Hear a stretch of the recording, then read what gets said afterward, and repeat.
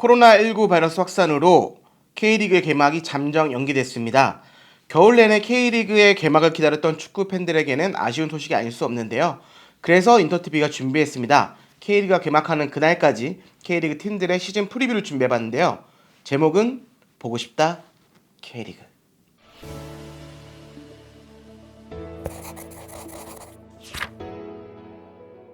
지난 시즌 아쉽게 준우승에 머물렀던 울산 현대를 분석해보는 시간을 갖도록 하겠습니다. 절치부심이라는 단어가 정확하게 표현이 맞을 것 같고요. 절치부심하고 있는 울산 현대 김도훈호를 집중 분석해보겠습니다. K리그 전통의 명가 울산 현대에게 2019년은 기억하고 싶지 않은 한 해가 됐습니다. 시즌 전망 상당히 좋았는데요. 울산은 김보경을 시작으로 주민규, 김성준, 신진호, 불투이스, 믹스, 여름에는 김승규를 또 데려오면서 어쩌면 폭풍 영입이라는 말이 나왔거든요. 그러니까 시즌 전 막강한 스쿼드를 구축을 했고, 비록 ACL에서는 8강 진출에 실패를 했지만 리그에서는 압도적인 모습을 보여주면서 나중에는 전북과 2강 체제를 구축했는데요. 근데 좀 이때까지만 해도 성공적인 시즌을 예상됐는데, 김도훈 감독이 시즌 중반 거친 항의로 5경기 정도 그러니까 지휘를 하지 못하는, 그러니까 벤치에 앉지 못하는 상황이 발생을 했습니다. 이때 울산의 성적이 상당히 좋지 않았고요. 울산의 최종전 상대가 바로 숙명 라이벌 포항 스틸러스였습니다. 1대4 3패를 당하면서 결국에는 전북 현대가 우승을 극적으로 차지를 했고, 그러니까 준우승을 차지하고도 결국에는 실패했던 시즌이 됐고, 울산의 입장에서 정말 뼈아픈 시즌이 아닐 수 없습니다. 일단은 내보낸 선수들이 상당히 많습니다. K리그1 MVP 김보경 선수가 전북 현대로 떠났고요. 김승규 선수도 팀을 떠났습니다. 이 밖에도 믹스, 황일수, 강민수 등이 팀을 떠났고, 핵심 역할을 했던 박용호와 이명재는 군입대를 통해서 울산과 결별하게 됐습니다. 물론 언젠가 돌아오겠죠, 2년 있다가. 하지만 이제 좀 많이 나가는 게 좀 많았고, 울산이 다시 한번 정상타를 선언을 하면서 폭풍 영입을 시도합니다. 국가대표 미드필드 고명진을 시작으로 정승현, 비온 존스, 정훈성, 또 국가대표 수문장이죠, 조윤우, 그리고 K리그 최고의 테크니션 윤빛가람, 살아있는 레전드 이청용까지 품으면서 확실한 영입을 완료했습니다. 김도훈 감독이 어쨌든 대대적인 개편을 시작하면서 팀의 분위기를 좀 바꾸자는 시도를 했습니다.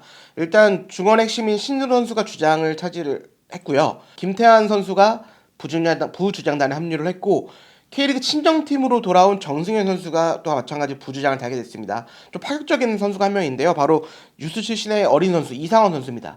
이 선수는 아무래도 고참과 이런 어린 선수들과의 가교 역할을 하면서 울산 현대를 이끌어 나가게 될 것 같고요. 워낙 팀이 많이 바뀌었기 때문에 핵심 선수들도 상당히 많이 꼽을 수가 있을 것 같은데요. 일단 수문장의 조현우, 국가대표 수문장인 김승규가 나가고 이 자리를 조현우 선수가 들어왔습니다. 울산 현대 같은 경우에는 뭐 큰 위기라거나 빌드업을 엄청 추구하는 팀은 아니거든요.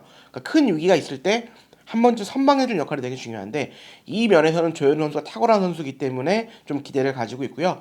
중앙 수비는 정승현 선수가 돌아왔습니다. 핵심 수비 역할을 하게 될 것 같고요. 그리고 중앙 미드필더 K리그 최고의 테크니션이죠. 바로 윤빛가람. 발 앞에 정확하게 패스를 배달하는 선수이기 때문에 이 선수가 만약에 역할만 잘 해준다면 김보경 선수의 충분히 대체자가 될 수 있을 것 같습니다. 그리고 마지막 선수죠. 블루 드래곤이 돌아왔습니다. 바로 이청용 선수.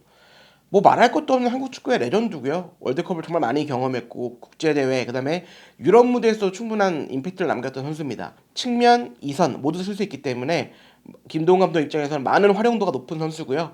이 선수가 얼마나 활약해 주냐에 따라서 울산 현대 시즌이 좌우될 전망입니다. 일단 지난 시즌 좀 가장 아쉬웠던 게 울산이 그러니까 플랜 A만 있었어요.